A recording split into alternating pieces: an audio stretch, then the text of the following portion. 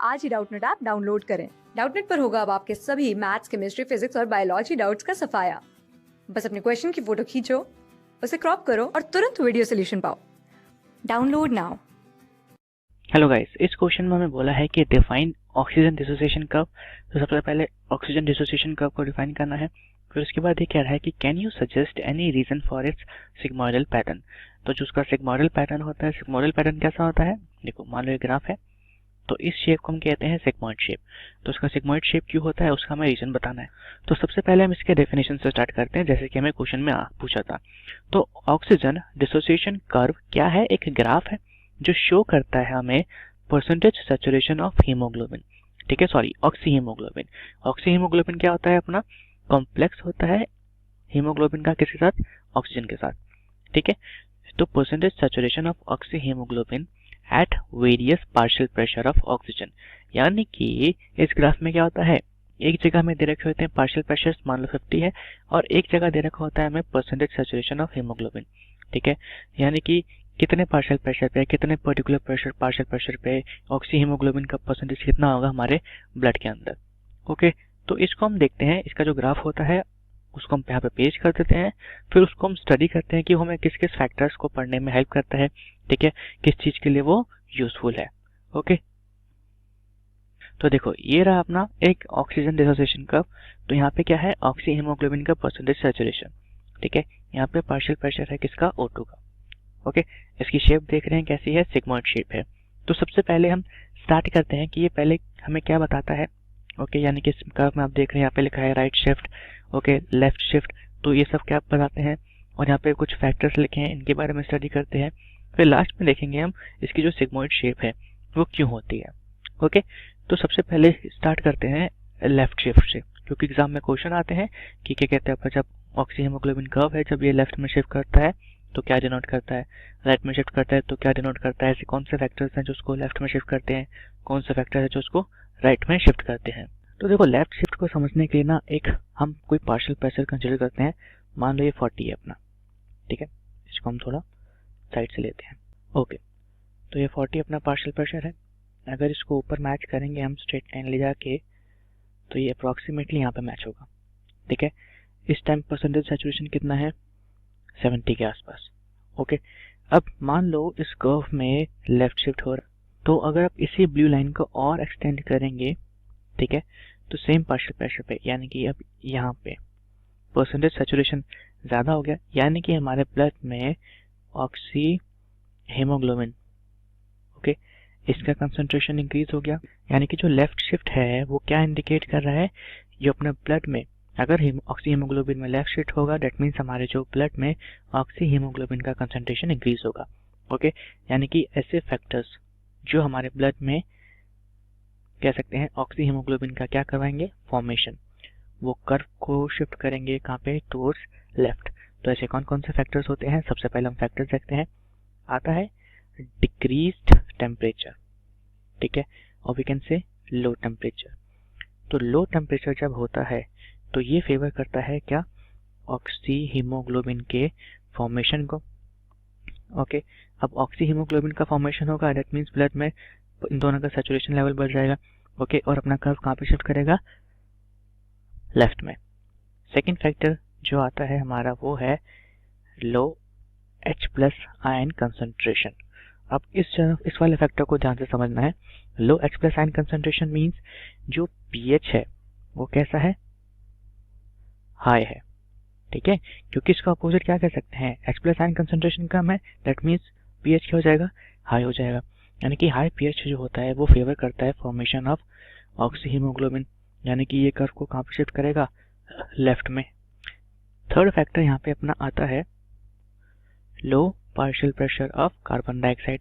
यानी कि अगर अपना पार्शियल प्रेशर कार्बन डाइऑक्साइड का लो होगा, पार्शियल प्रेशर डायरेक्टली किसके प्रोपोर्शनल होता है, कंसंट्रेशन के। तो अगर कंसंट्रेशन कार्बन डाइऑक्साइड की लो होगी तो हमारा ऑक्सी हीमोग्लोबिन क्या होगा, ये ज़्यादा बनेगा, दैट मीन्स कर्व फिर से लेफ्ट में शिफ्ट होगा। लास्ट जो बॉटम फैक्टर है, यानी कि अपना फोर्थ फैक्टर, वो क्या है, partial pressure of oxygen. Okay, यानी कि जितना पार्शियल प्रेशर ऑक्सीजन का हाई होगा उतना ही हमारा ऑक्सी हीमोग्लोबिन का फॉर्मेशन ज़्यादा होगा। दैट मीन्स हमारा कर्व फिर से कहाँ पे शिफ्ट करेगा, लेफ्ट में। यानी कि लेफ्ट में अगर शिफ्ट कर रहा है कर्व तो ये इंडिकेट कर रहा है कि ये अपने जो ब्लड है उसके अंदर ऑक्सी हीमोग्लोबिन का फॉर्मेशन हो रहा है। ठीक है, तो हमारे ये कुछ फैक्टर्स हैं जो कर्व को लेफ्ट में शिफ्ट करते हैं, यानी कि ये फैक्टर क्या करते हैं, फेवर करते हैं फॉर्मेशन ऑफ ऑक्सी हीमोग्लोबिन। तो एग्जाम में डायरेक्टली क्वेश्चन पूछते हैं कि ऐसा कौन से फैक्टर्स हैं जो हमारे ऑक्सी हीमोग्लोबिन कर्व को लेफ्ट में शिफ्ट करते हैं, या ऐसे कौन से फैक्टर हैं जो ऑक्सी हीमोग्लोबिन के फॉर्मेशन को फेवर करते हैं। ओके, तो ये चारों आंसर हो जाएंगे। अब राइट में शिफ्ट देखो क्या होगा, राइट में शिफ्ट हो रहा है तो अब हम कंसिडर करेंगे इस वाले पॉइंट को। ओके, अब इस वाले पॉइंट पे पार्शियल प्रेशर अपना कितना है, 40 ही है, लेकिन परसेंटेज सैचुरेशन 70 से कम हो गया। यानी कि राइट शिफ्ट क्या इंडिकेट कर रहा है, ऑक्सी हीमोग्लोबिन का परसेंटेज सैचुरेशन लो। ठीक है, यानी कि इन दोनों का परसेंटेज सैचुरेशन लो कब होगा, जब इन दोनों का होगा डिसोसिएशन। ओके, दैट मीन्स हम यहाँ पे लिख देते हैं कि जब राइट शिफ्ट होता है वो क्या डिनोट करता है, ऑक्सी हीमोग्लोबिन का डिसोसिएशन। ओके, तो हम देख लेते हैं कि ऐसे कौन से फैक्टर्स हैं जो अपने कर्व को राइट में शिफ्ट करते हैं। सबसे पहले हमने क्या लिखा था, डिक्रीज टेम्परेचर, यानी कि इसका उल्टा क्या होगा, हाई टेम्परेचर, और we can say increase temperature. Increase temperature पे ऑक्सी हीमोग्लोबिन का क्या होता है, डिसोसिएशन होगा। ओके, यानी कि ये फैक्टर इन दोनों का डिसोसिएशन करवाएगा, तो कर्व अपना कहाँ पे शिफ्ट हो जाएगा, राइट में। ठीक है, दूसरा जो फैक्टर था हमने लिखा था लो H प्लस आयन कंसंट्रेशन, यानी कि अब क्या लिखेंगे हम, high H plus ion concentration. High H plus ion concentration होगी तो pH कैसा होगा, लो होगा। तो लो pH जो होता है अपना, वो ऑक्सी हीमोग्लोबिन को क्या करवाता है, डिसोसिएट करवाता है। ओके, और अपना कर्व फिर से राइट में शिफ्ट होगा। थर्ड फैक्टर था अपना partial pressure of carbon dioxide. तो हमने ऊपर लिखा था कि लो पार्शियल प्रेशर कार्बन डाइऑक्साइड का वो फेवर कर रहा है फॉर्मेशन ऑफ ऑक्सी हीमोग्लोबिन, यानी कि हाई जब पार्शियल प्रेशर होगा कार्बन डाइऑक्साइड का तो अपना ऑक्सी हीमोग्लोबिन ये क्या करेगा, डिसोसिएट करेगा, तो उसका परसेंटेज सैचुरेशन डिक्रीज होगा। दैट मीन्स अपना कर्व शिफ्ट करेगा टुवर्ड्स राइट। ओके, लास्ट हमने लिखा था पार्शियल प्रेशर ऑफ ऑक्सीजन। तो वहाँ पे हमने लिखा था कि हाई पार्शियल प्रेशर जो होता है वो ऑक्सी हीमोग्लोबिन के फॉर्मेशन को फेवर करता है। तो यहाँ पे हम क्या लिखेंगे, low partial pressure of oxy haemoglobin. इसकी वजह से क्या होगा, इन दोनों के बीच में डिसोसिएशन होगा। ठीक है, और कर्व कहाँ पे शिफ्ट करेगा, राइट में। तो ये हमारे चारों वो फैक्टर्स हो गए जो ऑक्सी हीमोग्लोबिन के फॉर्मेशन को सपोर्ट नहीं करते, या कह सकते हैं उनका डिसोसिएशन करवाते हैं। तो उसके ऊपर भी एग्जाम में डायरेक्ट क्वेश्चन आ जाएगा कि 4 फैक्टर्स हमें ऐसे बताने हैं जो ऑक्सी हीमोग्लोबिन के डिसोसिएशन को सपोर्ट करते हैं। ओके, अब हमारे पास क्या बच गया, हमें बताना है कि जो इसकी शेप है, ओके, वो सिग्मॉइड क्यों होती है, कैसी शेप थी। अगर इसको हम फिर से यहाँ पे ग्राफ नीचे फिर से पेस्ट कर देते हैं तो देखो ये अपना फिर से ग्राफ आ गया। तो इसकी शेप कैसी लग रही है, थोड़ी सी एस शेप्ड। ठीक है, तो ऐसी शेप क्यों होती है, इसको पहले हम समझ लेते हैं। ये शेप क्या बताती है कि पहले कोई कंपाउंड या कह सकते हैं किसी चीज की कंसंट्रेशन में इंक्रीज हुआ, ठीक है, फिर वो इंक्रीज कैसा हुआ, एक्सपोनेंशियल। ओके, अब एक्सपोनेंशियल इंक्रीज होने के बाद फिर वो जो कंसंट्रेशन थी उसकी वो कैसी हो गई, स्टेबल हो गई, धीरे धीरे करके कैसी हो रही है, कांस्टेंट हो रही है। यानी कि अब फर्दर कितना भी पार्शियल प्रेशर इंक्रीज हो जाए ऑक्सी हीमोग्लोबिन का सैचुरेशन इंक्रीज नहीं करेगा। ओके, तो देखो अब हमारा जो हीमोग्लोबिन होता है, ओके, इसके पास 4 सब यूनिट्स होती हैं, या सिंपली हम इसको ऐसे समझते हैं कि एक हीमोग्लोबिन का मॉलिक्यूल 4 O2 मॉलिक्यूल के साथ कंबाइन कर सकता है। तो होता क्या है कि जैसे ही एक O2 इसमें कंबाइन करता है, ओके, तो ये क्या कर देता है, ये एफिनिटी इंक्रीज करता है। ये वाला O2 molecule, okay, this O2 molecule ये इंक्रीज करता है क्या, एफिनिटी, किसके लिए, फॉर सेकेंड O2 मॉलिक्यूल।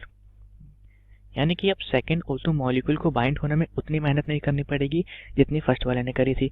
तो अब सेकेंड वाला बाइंड हो जाएगा। अब ये आ गया तो ये थर्ड और फोर्थ के लिए इंक्रीज कर देगा, यानी कि फोर्थ के लिए तो नहीं, थर्ड के लिए इंक्रीज कर देगा। ठीक है, अब ऐसे ही फोर्थ भी इससे इजी बाइंड कर जाएगा। यानी कि क्या हुआ, पहले यहाँ पे मान लो कि फर्स्ट वाला मॉलिक्यूल बाइंड हुआ, इसने इंक्रीज कर दी किसके लिए, एफिनिटी, सेकेंड और थर्ड के लिए। ठीक है, तो सेकेंड और थर्ड जल्दी जल्दी से बाइंड हो गए, यानी कि एक्सपोनेंशियल इंक्रीज हुआ ऑक्सी हीमोग्लोबिन के सैचुरेशन में। अब मान लो यहाँ पे फोर्थ बाइंड हो गया, अब फोर्थ के बाद तो और मॉलिक्यूल्स ऑफ ऑक्सीजन कंबाइन कर ही नहीं सकते हीमोग्लोबिन में, ठीक है, ये कह सकते हैं हम कि थर्ड वाला जो था इसको थोड़ा और एक्सटेंड कर देते हैं। ठीक है, थर्ड वाला यहाँ पे बंद हो गया और लास्ट फोर्थ हो गया यहाँ पे बंद। अब फोर्थ के बाद तो मॉलिक्यूल्स ऑफ ऑक्सीजन कंबाइन कर ही नहीं सकते, तो अब कंसंट्रेशन या कह सकते हैं परसेंटेज सैचुरेशन कैसी हो गई, स्टेबल हो गई। यानी कि अब इससे ज़्यादा हीमोग्लोबिन जो है ऑक्सीजन कैरी कर ही नहीं सकता। ये हमने एक के लेवल पे समझा। ठीक है, यहाँ पे क्या दे रखा है, थोड़ा कह सकते हैं आप मास लेवल पे दे रखा है, यानी कि पूरी बॉडी के हीमोग्लोबिन के बारे में बता रखा है। जैसे मान लो कि अपना बॉडी है, ठीक है, अब उसमें हम नॉर्मली कंसीडर कर लेते हैं कि 100% है हीमोग्लोबिन का। ठीक है, तो होगा क्या इनिशियली कि 20% के साथ कंबाइन करने में ऑक्सीजन को थोड़ी सी स्टार्टिंग, मान लो फर्स्ट मॉलिक्यूल है तो थोड़ी सी प्रॉब्लम होगी। अब जैसे ही ये वाला ऑक्सीजन मॉलिक्यूल कंबाइन हो जाएगा तो अपना 40 और 60% तक, ठीक है, जल्दी से कंबाइन कर जाएंगे। ओके, फिर लास्ट एक मॉलिक्यूल रह जाएगा, वो 80% पे आके कंबाइन कर जाएगा और फिर परसेंटेज सैचुरेशन हो जाएगा, कह सकते हैं हीमोग्लोबिन का सैचुरेशन हो जाएगा फुल। तो इसके आगे और भी कोई भी ऑक्सीजन कंबाइन नहीं कर पाएगा। तो यहाँ पे भी आप देख सकते हैं ऑलमोस्ट परसेंटेज सैचुरेशन अपना कितना है, 90 या 80 के आसपास है, उससे ज़्यादा नहीं बढ़ रहा है। तो इस वजह से हमें कैसी शेप मिलती है, sigmoid shape. Okay, sigmoid shape. तो यहाँ पे हमने अपना ऑक्सी हीमोग्लोबिन को डिफाइन कर दिया है। ओके, सारे फैक्टर्स देख लिए हैं, कौन से इसको फेवर करते हैं, कौन से इसको फेवर नहीं करते, और हमने ये भी बता दिया है कि इसकी जो शेप होती है वो सिग्मॉइड क्यों होती है। Thank you so much. Class 6 से 12 से लेके नीट, IIT, JEE मेंस और एडवांस के लेवल तक 10 मिलियन से ज्यादा स्टूडेंट्स का भरोसा। आज ही डाउनलोड करें डाउटनेट ऐप या व्हाट्सएप कीजिए अपने डाउट्स 8400 400 400 पर।